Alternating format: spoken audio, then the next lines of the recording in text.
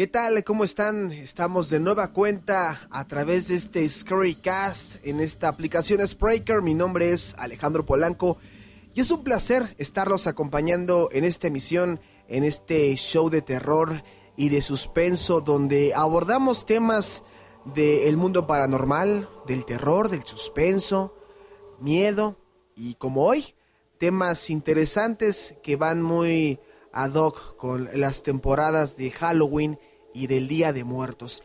Y como en cada emisión, tenemos a través de Skype a Francisco Rojas, quien se encuentra del otro lado de la computadora o de la línea. ¿Cómo le podríamos llamar, Francisco?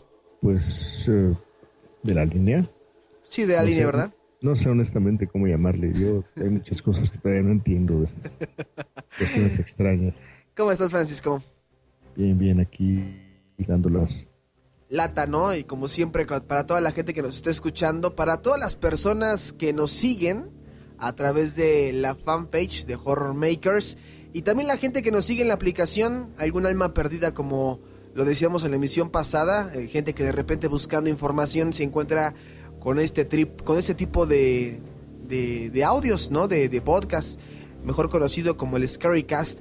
En esta ocasión, Francisco, vamos a hablar de un tema, como lo decía ahorita, un tema que va de acuerdo con las temporadas, y son las leyendas mexicanas, Francisco, leyendas que creo que si nos pusiéramos a enumerar por estado, no terminaríamos, ¿no?, en una sola emisión. Claro, es un acervo impresionante el que hay de leyendas. El imaginario popular de México es muy amplio y afortunadamente sigue existiendo una imaginación muy florida, muy rica en cuanto a todo ese tipo de cuestiones. Y sobre todo ahorita que se da mucho el que la gente habla, fíjate que algo que me llama mucho la atención es que otros países a veces se llegan a sorprender cómo nosotros celebramos a la muerte, ¿no? Una etapa pues difícil del ser humano, pero en donde nosotros celebramos por medio de una ofrenda, por medio de las llamadas calaveritas y pues por medio de estas leyendas también donde se incluye a la muerte. Pero bueno, es bien sabido que también en otros países como en Estados Unidos está el Halloween o el día de brujas, pero ya estaremos hablando en otra ocasión de este tema. Por lo pronto vamos a hablar de las leyendas, así que va a estar bastante interesante.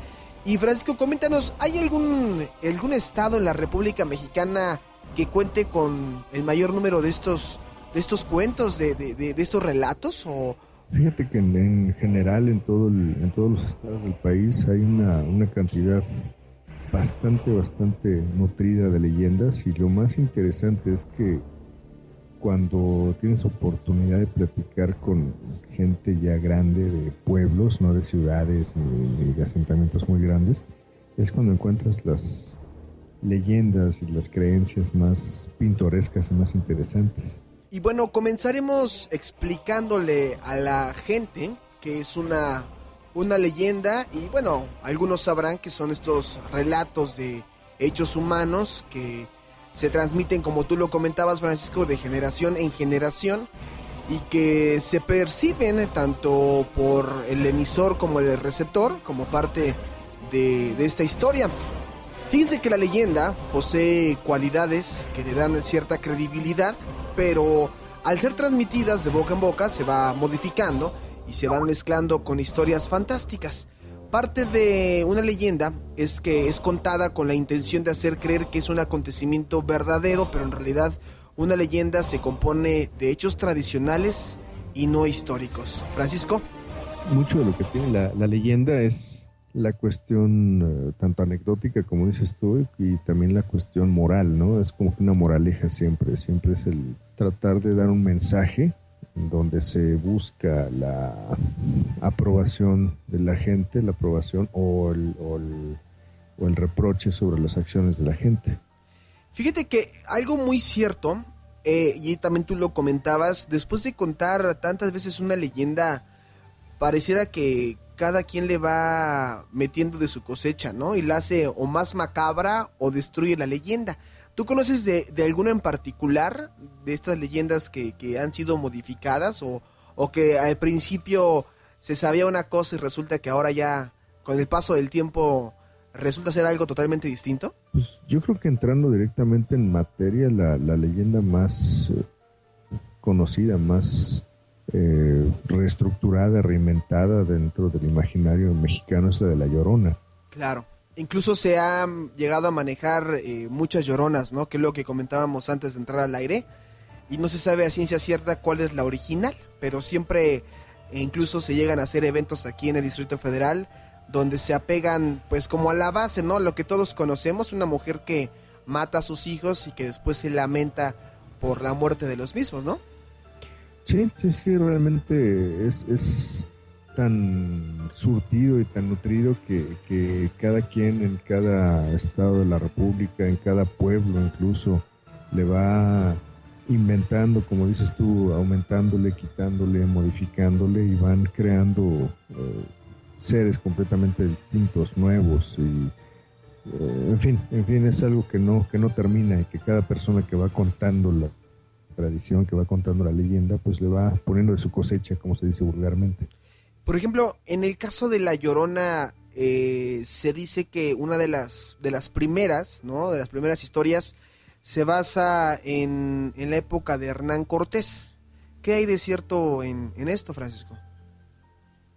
Pues se platica sobre lo que es la leyenda que gira alrededor de la Malinche, ¿no? De Doña Marina, que según se comenta, según cuenta la tradición, pues es quien sirve de intérprete a los españoles para poderse comunicar con los aztecas, y finalmente al darse cuenta de lo que ocasionó, se pone a penar por sus hijos, por sus connacionales, y en teoría el grito de que anda repitiendo de "ay mis hijos" es refiriéndose al pueblo que ella vendió, que ella entregó ante los españoles. Incluso, aclárame la duda, por ahí se comentaba, yo alguna vez tuve la oportunidad de ver un video donde se le relacionaba a la palabra chingar, ¿no? Esta palabra muy, muy famosa y que la ocupamos en distintos términos. Ser hijo de la chingada quiere decir hijo de la Malinche, ¿no? Sí, porque es la que voluntariamente se entrega a toda la gente y acepta el hecho de la sumisión, el hecho de la humillación, que al final de cuentas es parte de lo que abarca todo lo pintoresco que puede resultar la palabra chingar. Claro, y después de ahí surge otra Llorona, que es de una época un poquito más colonial, la podríamos llamar así, la mujer elegante que también mata a sus hijos y que después anda penando, ¿no? Sí, exactamente, es una mujer que según cuenta la leyenda es una indígena, es una mujer de una casta inferior que se vuelve amante de un noble, bueno, no de un noble, sino de un español, sí, que con quien procrea 3 hijos. Después esta persona la abandona, deja el concubinato y se casa con una española, y ella ya desesperada lo que hace es que hay quien dice que apuñala a sus hijos y después se mata, hay quien dice que los avienta en un río para que se ahoguen y después ella también se avienta al río, por el sentimiento de culpa que le causa haber matado a sus 3 hijos, y es por eso que surge la parte de la leyenda que dice que la Llorona solamente desaparece en donde hay acumulaciones de agua, en donde hay mantos acuáticos. Exactamente, es lo que yo te iba a comentar ahorita. Son 2 cosas. Una es que dentro de las apariciones, o la gente que dice escuchar y ver a la Llorona, es que si tú la escuchas de lejos, está más cerca de lo que crees. Pero si la escuchas cerca, quiere decir que está lejos. Y todo esto cerca de algún río o algún lago. Esa es una pregunta. Y la otra es, esta historia, no sé si se ha distorsionado, porque incluso hay otros países de Sudamérica que también cuentan con su propia leyenda de la Llorona, pero llamada de otra manera, ¿no? Sí, fíjate que es muy curioso, es lo que te comentaba, ¿no? Es girar mucho sobre la cuestión moral, sobre la cuestión de tratar de mantener a raya a la gente para que su comportamiento social sea el adecuado, el apropiado, ¿no? Yendo hacia el cuestionamiento de que se aparece junto a los ríos, de que cuando lo escuchas lejos está cerca, etcétera, etcétera, ¿no? Aquí supuestamente esta mujer se aparece pasada la medianoche, sí, en las ciudades y la idea es esa, ¿no? Que se tiene que aparecer cerca de donde hay agua para que la gente más bien prefiera estar dentro de sus casas y que sea antes de la medianoche que ya estén dentro de sus casas para que no anden haciendo cosas que se supone no deberían de estar haciendo fuera de su casa. Fíjate que hay leyendas, como te lo comento, parecidas. Ahí me viene a la mente una que habla sobre un personaje que se llama la Marimonda. No ubico bien si sea precisamente de Venezuela o de alguna parte de Sudamérica, pero esta leyenda refiere que cada vez que el río se seca, es porque la Marimonda va a venir. Incluso por ahí se habla también de que los animales empiezan a tener un comportamiento extraño y que igual que en la leyenda mexicana hay que de preferencia estar en sus casas porque si se les aparece la marimonda se los puede llevar. Es muy común esa cuestión que comentas ahorita, ¿no? De que se aparece y se los lleva. Aquí es muy, sobre todo en lo que es la zona de Morelos, en la zona de Toluca, esa misma acción del espectro, ¿no? Que se le aparece a la gente, se los lleva, y eso de algún modo es como para justificar el hecho del perder, el sentido de perder tu ubicación, etcétera, etcétera, cuando te encuentras sobre todo pasado de copas. Sí. Que era muy común o es muy común que la gente de repente aparece muy lejos de su casa, de su pueblo y aparecen golpeados, arrastrados, porque se caen, se salen de los caminos, etcétera, etcétera. Y la forma como la misma gente que sufre los accidentes se justifica es esa, ¿no? Diciendo lo que pasa es que la Llorona me agarró en este caso y me arrastró, me llevó, ¿no? Me perdió. Pero muchas veces es como te digo, una justificación a los estados impropios en los que la misma gente entra. Incluso hablando ahorita de mujeres, de leyendas, también me viene a la mente esta leyenda famosísima, Francisco, de la planchada, que es un personaje que se presenta en los hospitales. Yo te puedo contar de manera personal el caso de un familiar, que bueno, en este caso era mi abuela, y me contaba que ella en mucho tiempo estuvo en los hospitales del Seguro Social porque sufría, bueno, por ahí tuvo unos problemas con sus piernas. Y en una de las anécdotas que nos contaba de pequeños era que alguien le había dicho a algún otro paciente con los que le tocaba estar que había llegado una persona a atenderla, una persona muy amable, muy, muy bien arreglada, y que esta persona después de atenderla pues ya no se volvió a aparecer en el hospital y resulta que pues nadie había en ese turno que pudiera atenderla, ¿no? Así con esas características. Y llama también mucho la atención, ¿no? Este efecto sorpresa, ¿no? O inexplicable de no saber realmente quién era esa persona.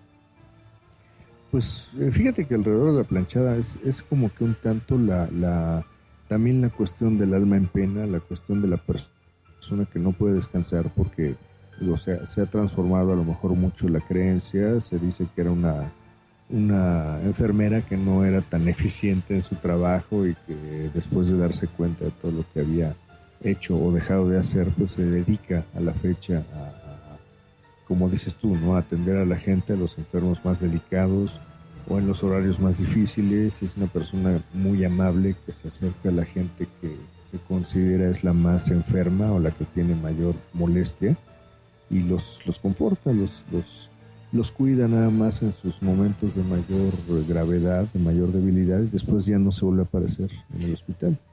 Oye, ¿y qué tan cierto? Digo, porque estamos ya entrando en materia, pero no te pregunté, ¿qué tan cierto crees tú que sean estos acontecimientos? ¿Le encuentras tú alguna explicación lógica? O digo, porque mucha gente asegura que los atienden y que después ya no se aparece. En el caso de La Llorona, hay gente que la ha visto y que la describe. ¿Tú qué opinas al respecto sobre estas apariciones? Pues mira, yo en particular, pues lo que siempre he pensado es que todo esto gira alrededor, primero de una imaginación impresionantemente grande, muy nutrida, que es la que tiene el pueblo latinoamericano en general, y también son episodios que suceden cuando te encuentras como que no en el uso de la razón al 100%, ¿no? Es como que en momentos de enfermedad, o en momentos de intoxicación, o en momentos de mucho estrés, en donde pues puedes incluso meterte al juego de la alucinación colectiva, ¿no? Y como ya vienes predispuesto por la leyenda, por lo que te han contado, pues tú le terminas dando forma apegándote a lo que te enseñaron cuando eras niño. Entonces estaríamos hablando que lo que tú crees se debe a algunos efectos de la alucinación. No tanto de la alucinación, sino del antecedente de la educación, de lo fuerte del mito, de lo fuerte de la leyenda, ¿no? Porque son cuestiones que la gente realmente cree, la gente realmente está convencida de que es cierto y terminan por convencerte. No necesariamente tiene que ser un estado de alucinación, sino que más bien es como que un estado de histeria en donde tú no alcanzas a distinguir lo real de lo fantasioso, y pues son escapes que tu misma razón te da para que no te alejes de la realidad. Pues mira, me viene a la mente también de mucha gente que no precisamente está convaleciente, gente que asegura ver, por ejemplo, las llamadas brujas. No sé si te ha tocado escuchar en algún momento alguna historia sobre, principalmente en los pueblos, ¿no? Gente que vive cerca de alguna hacienda o que va caminando por el bosque y que asegura ver estas brujas. ¿Tú qué crees que sea, Francisco? Mira, aquí la cuestión de las brujas, hace tiempo te presté un libro que se llama Magia en los Tuxtlas, de Susana Olavarrieta. Esta persona trata de darle como que un enfoque un tanto científico, serio, a todo este tipo de manifestaciones culturales, sobre todo en la zona de los Tuxtlas, de ahí del lado de Veracruz. Ajá. Y pues te habla un poco de cómo es que funciona la cuestión de la brujería y cómo es mucho el conocimiento de la naturaleza, el conocimiento de algunos fenómenos naturales, y cómo se apropia la gente que se dicen ser brujos o se dicen ser hechiceros, etcétera, etcétera, para tener espantada a la gente, ¿no? Que finalmente es como que la costumbre milenaria que se ha dado en todo el mundo. Digamos que la cuestión de la bruja, que te dicen que son bolas de fuego que andan por todos lados, pues bueno, dicen que puede ser un fenómeno que se le llama fuego fatuo, que son cuestiones ya de cuando una materia orgánica se está echando a perder y empieza a despedir vapores de azufre que al entrar en contacto con el oxígeno crean ciertas flamas de colores verdosos que pueden aparentar que salen rodando sobre el suelo. Pero incluso se ha llegado a ver estas brujas pues a una altura considerable, Francisco. O sea, bueno, esto ya como es tú, va mucho con la creencia que tenga cada quien, ¿no? Y hay gente que también asegura verles el rostro. ¿Qué opinas tú de esto?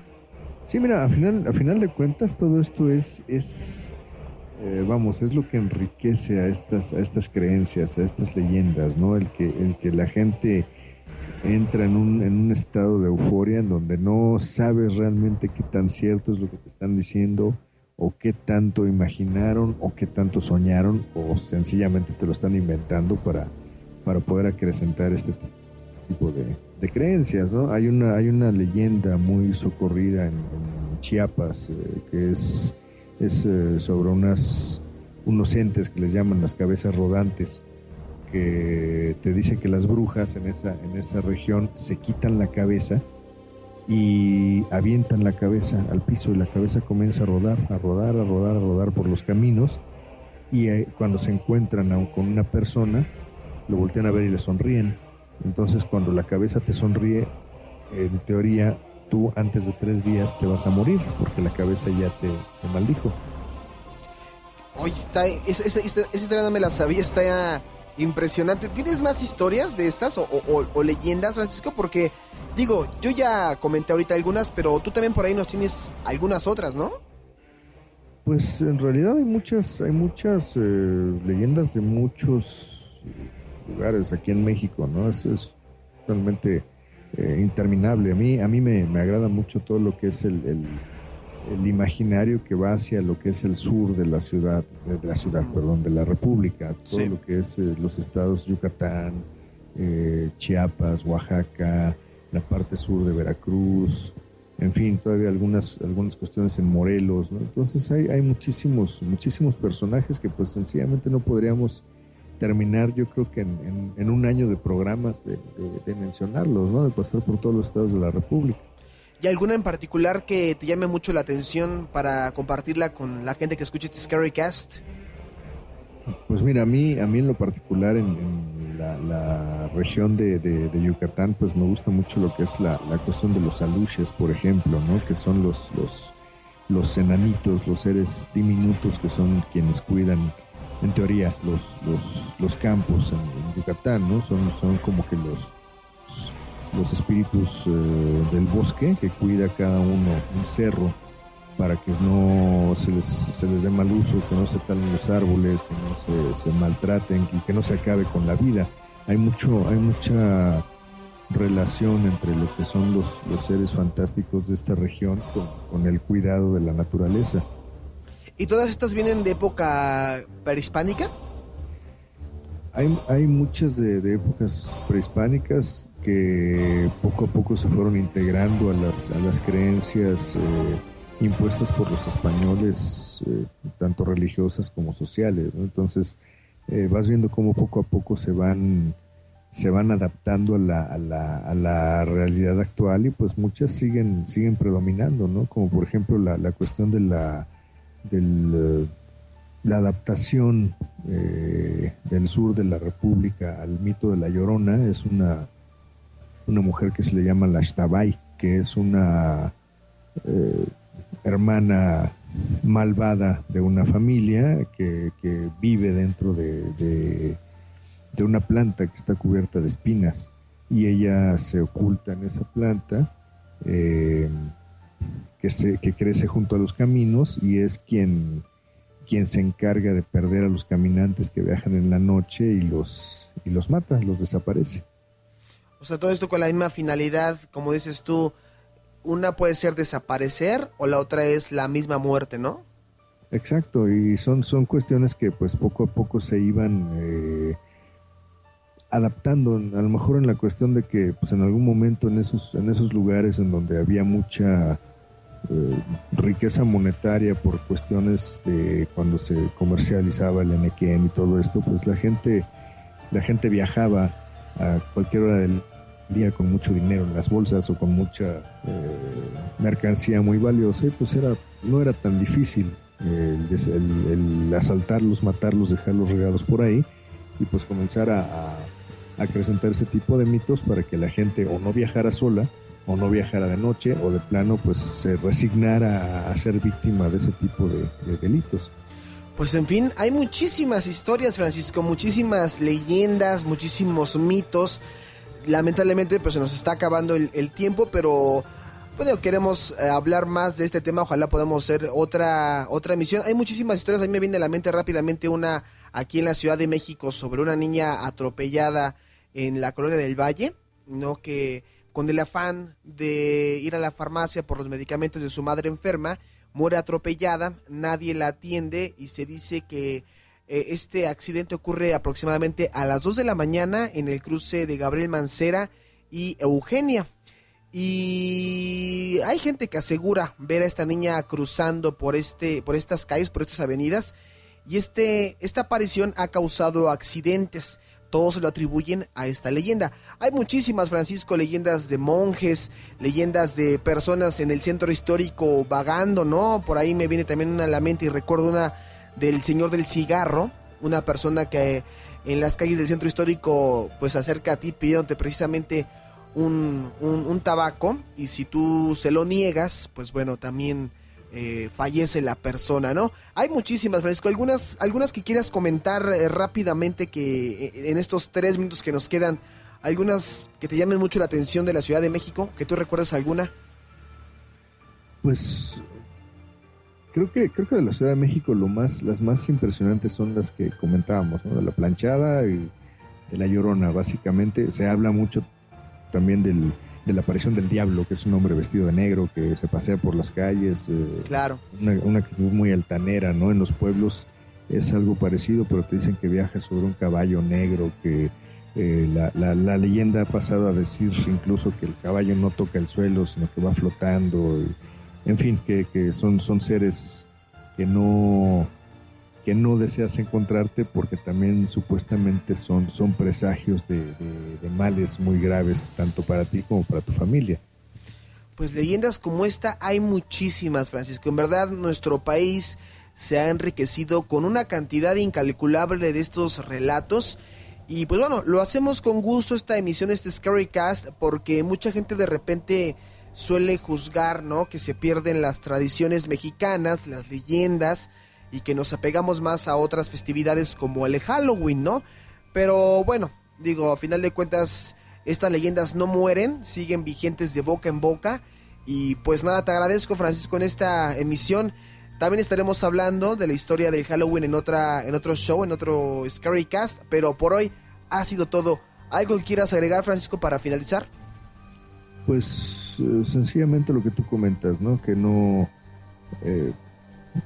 se dejen perder estas leyendas, estas tradiciones. Yo creo que todos tenemos al alcance algún familiar, algún vecino, algún conocido que seguramente tiene alguna de estas leyendas en su cabeza, entonces pues en su mente. Entonces pues es bueno acercarse a la gente y tratar de aprender un poco de todas estas leyendas. Pues ahí está el mensaje, enriquezcamos esta cultura de las leyendas mexicanas. Por hoy ha sido todo, Francisco, te agradezco, nos escuchamos en la siguiente emisión. Síganlo en facebook.com / de Horror Makers, y a un servidor en @Polanco Now Music en Twitter, y en facebook.com / Polanco Locutor. Francisco, te agradezco, nos escuchamos la siguiente emisión. Muchas gracias a ti y pues seguiremos aquí. Perfecto, esto fue el Scary Cast, mi nombre es Alejandro Polanco. Que tenga una escalofriante noche y tenga mucho cuidado, porque una de esas quizás se le aparezca la Llorona. Muy buenas noches.